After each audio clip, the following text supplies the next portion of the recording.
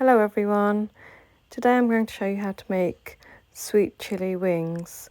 So for this recipe you're going to need around 12 chicken wings, a teaspoon of salt, teaspoon of coriander powder, teaspoon of cumin powder, 2 tablespoons of barbecue sauce, some honey chili sauce. If you haven't got this, just use sweet chili sauce and around a teaspoon of honey and 2 tablespoons of olive oil. And then you're going to add that to the chicken.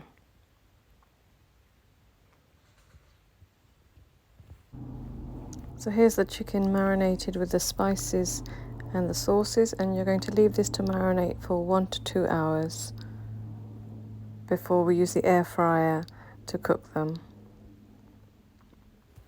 So I've just put about 6 of the wings into the air fryer. I'm going to cook for around 10 minutes on each side.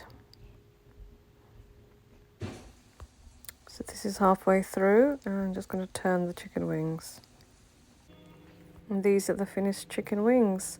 Don't forget to like and subscribe to my channel. Bye!